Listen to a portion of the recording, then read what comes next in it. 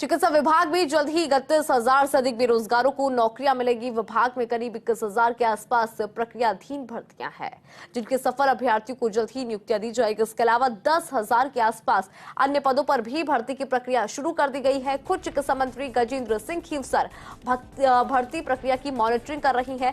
खींवसर ने दावा किया कि भर्ती प्रक्रिया में जो भी लीगल पेच थे वो सुलझा लिए गए हैं। कजरवाड़ नियुक्ति की प्रक्रिया जल्द शुरू होगी। इस मौके पर चिकित्सा मंत्री गजेंद्र सिंह खींवसर से विभाग की भर्तियों सहित कई मुद्दों पर खास बातचीत की हमारे सहयोगी विकास शर्मा ने। नई सरकार संभालने के साथ ही एक बार फिर से चिकित्सा विभाग जो है एक्टिव मोड में है और इस वक्त चिकित्सा विभाग के कई महत्वपूर्ण बिंदु हैं जिनको लेकर के खुद चिकित्सा मंत्री गजेंद्र सिंह खींवसर जो हैं उन्होंने अपनी कमाल संभाल रखी है। सबसे महत्वपूर्ण मुद्दा है इस वक्त आयुष्मान योजना का, क्योंकि इस वक्त चिरंजीवी योजना को आयुष्मान योजना ट्रांसफर करना है। हमारे साथ मौजूद है मंत्री जी, उनसे बात करते हैं।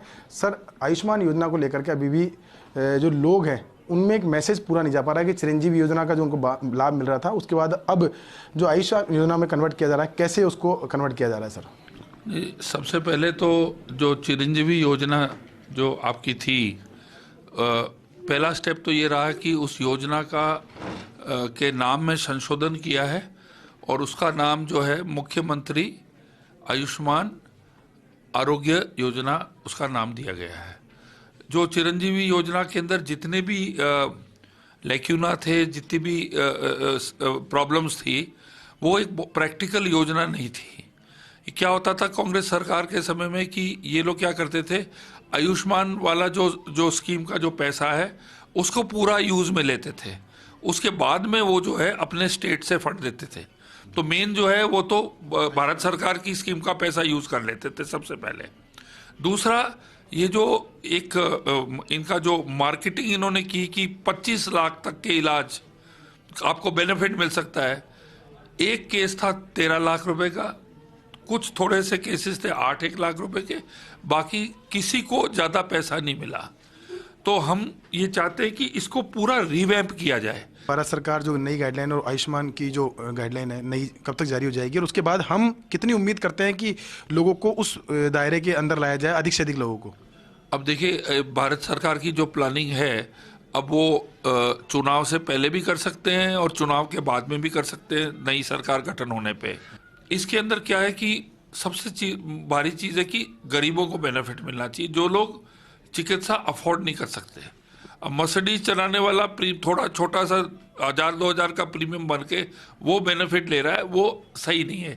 स्कीम डाइल्यूट हो जाती है। रुकना चाहूँगा, क्या ऐसी कोई प्रोविजन करने जा रहे हैं अपन कि जो क्लास जो है उस क्लास के हिसाब से उसका प्रीमियम तय कर दिया जाए ताकि हर व्यक्ति को फायदा तो मिले लेकिन प्रीमियम अपने हिसाब से अपने स्तर पे तय करे? देखिए, ये गरीब के जो अलग अलग डिपार्टमेंट्स के और भारत सरकार के और हमारे जो डेफिनेशन है गरीब का, सबसे पहले तो उस डेफिनेशन को मानते हुए हम उसको यूज करना चाहते हैं कि भाई हम एक सेगमेंट जिसको सबसे ज़्यादा, जिसके पास पैसा नहीं है और जिसको अपने हेल्थ की अपने बीमारियों को दूर करने के लिए जिनको फायदा मिल रहा, हम उन्हीं को नहीं पहुंचा पा रहे हैं।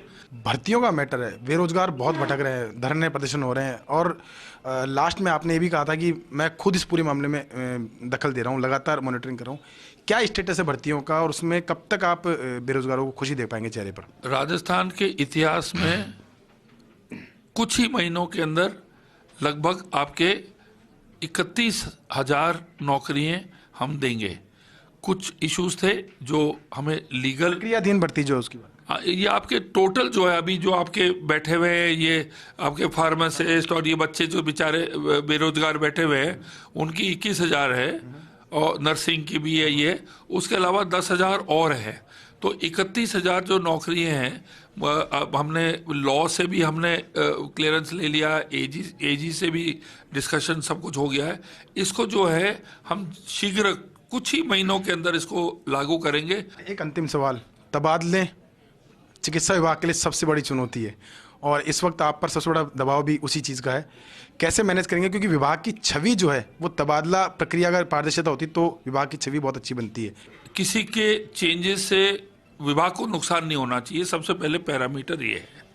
उसके बाद जो जनप्रतिनिधि हैं, जो हमारे एरियाज़ के लोग हैं, उनके जो डिज़ायर्स मांगे हैं उनको भी हमें फुलफिल करना पड़ता है। लेकिन जब ट्रांसफर्स लिस्ट बन जाती हैं और वो रिलीज़ हो जाती हैं, मेरा हरदम यही वर्किंग स्टाइल रहा है कि हर ट्रांसफ़र के साथ में एक नंबर के साथ में आप में कोई भी फाइल खोल के आप कर सकते हो कि ये ट्रांसफ़र जो हुआ है वो उसका जो रिक्वेस्ट वगैरह जो भी है, एमएलए है, प्रशासनिक जो है, वो ट्रेस आउट हो जाती है कि ये क्यों हुआ। दबाव इस तरह का रहता है कि जो अतिरिक्त चार्ज दिए जाते हैं या फिर बिना पद के नियुक्ति दी जाती है, क्या मानते हैं कि उस चीज़ पर ब्रेक लग पाएगा पूरी तरह से? कोशिश पूरी है कि उस पर करेंगे भाई। ये जो अतिरिक्त चार्ज जो देना वगैरह, ये मेरे अनुसार से मिनिमम होने चाहिए बिल्कुल। हाँ, तो ये थे हमारे साथ गजेंद्र सिंह खींवसर, जिन्होंने बताया कि पूरी विभाग के अंदर जो अलग अलग प्रक्रिया चल रही है, चाहे वो भर्तियों की हो, चाहे वो आयुष्मान योजना की हो, चाहे वो तबादलों की, हर चीज़ को पारदर्शी तरीका से किया जा रहा है और कोई भी व्यक्ति इस पर सवाल उठाता है तो उनके पास जवाब होगा इस बात का कि ये काम क्यों किया गया। अब उम्मीद यही है कि चिकित्सा विभाग की जिस तरह की तस्वीर बदल रही है, जिस तरह की व्यवस्थाएं बदल रही है, उसका सीधा असर लोगों को फायदे के रूप में मिले। कैमरा पर्सन गिरीश के साथ विकास शर्मा, फर्स्ट न्यूज़ जयपुर।